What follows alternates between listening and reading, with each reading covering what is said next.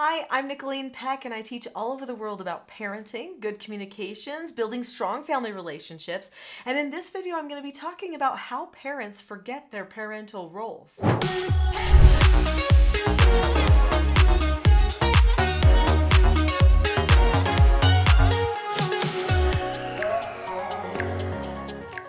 It really does happen. Parents forget their parental roles all the time.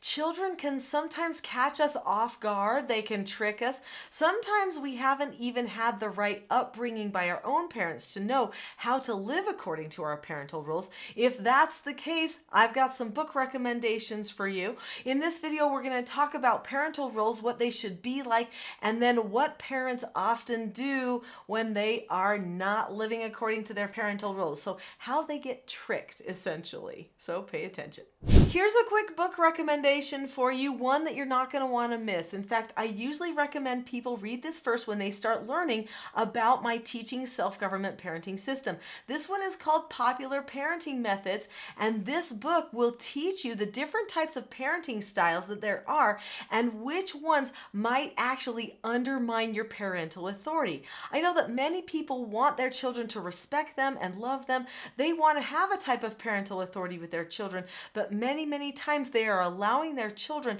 to display the wrong types of behaviors, which actually makes it so that the children fall out of affection with their parents, and when that happens, they lose respect too. So take a look at that. It will help you in your roles. There is another book I would like to recommend at this time, and that book is Roles: The Secret to Family, Business, and Social Success. This is a book that actually gives you conversations you can have with your children so that you can strengthen your parental authority and strengthen your roles with them. And you learn it through a story. You see this family go through a change where they get on the same page in their relationships and improve their communications at the same time. It is important that a family understands each other's roles in order to establish good parental authority. Many people think that just being friendly to a child will help a child have good affection and love for them. But I want to tell you something. If you are just friendly but you don't actually do all the corrections and things that you need to, your child will actually lose respect for you and fall out of love with you. This is a problem. So this brings me to some of the traps that parents might experience or fall into and start to lose their parental authority and not even know it. So let's talk about some of those.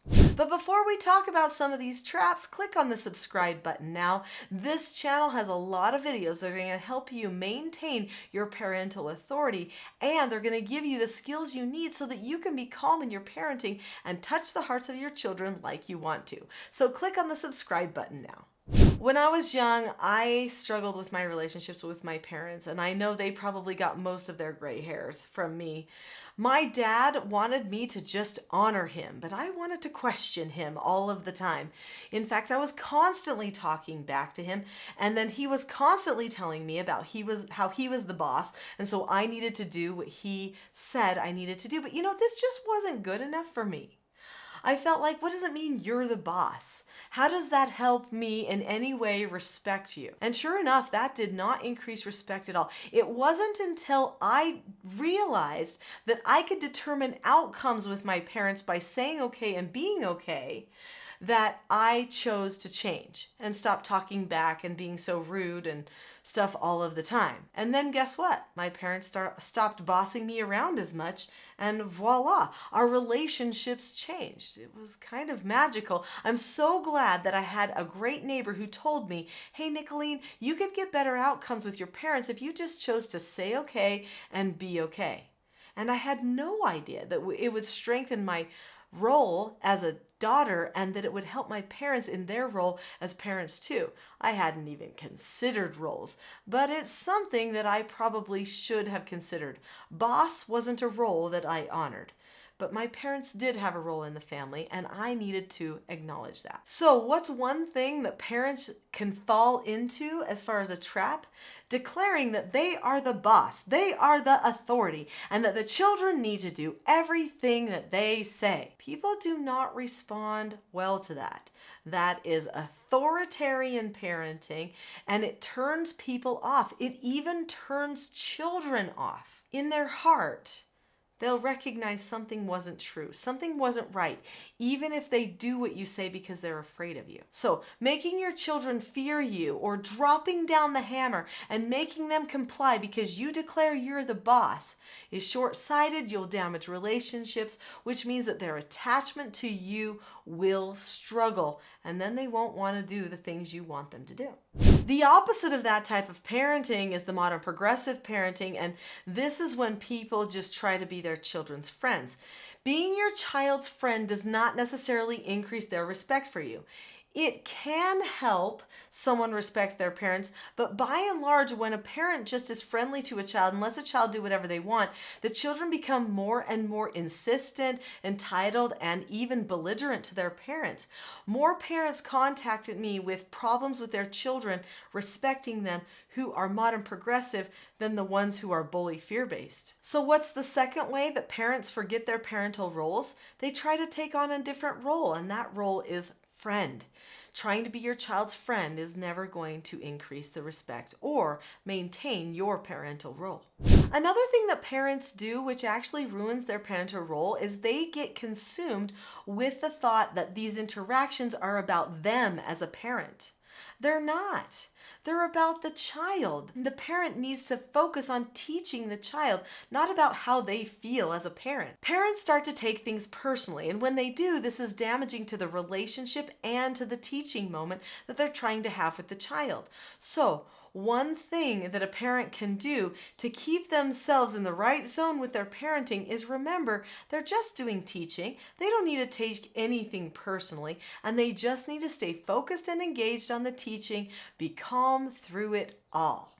This leads me to another one. Parents often get caught up with how they feel in the moment or that day, and they start to take it out on the children.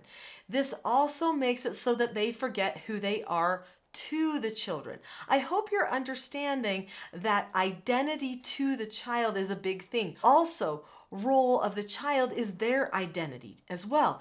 Everyone needs to maintain proper identity to have family unity and connection as a group. So if you're caught up in what's happened that day or in that minute and you're over focusing on the little details that are occurring, the eye roll, stuff like that, then you are going to actually end up jeopardizing your parental authority because you will start a power struggle. As soon as you start a power struggle with your children disconnect from you, and then you lose role in their heart. So in order to maintain the roles, we've got to keep the hearts united together.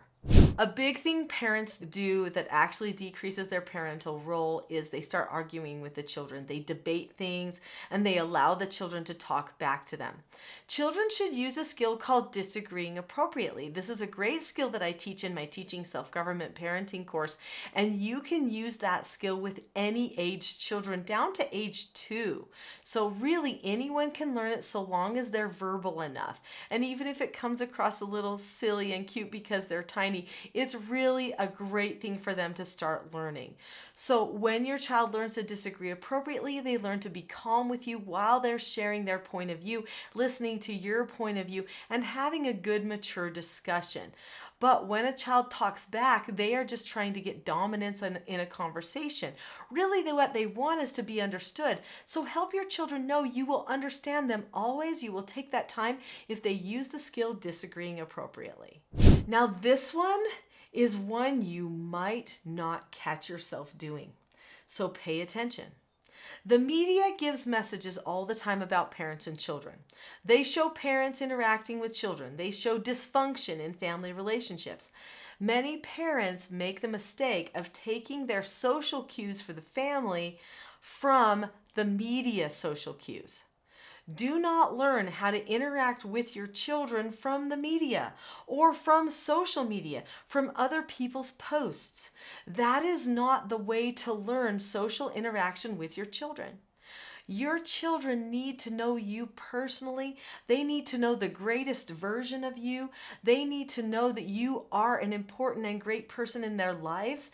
And what the media is doing to the identity of parents right now is very damaging. Do not embrace that.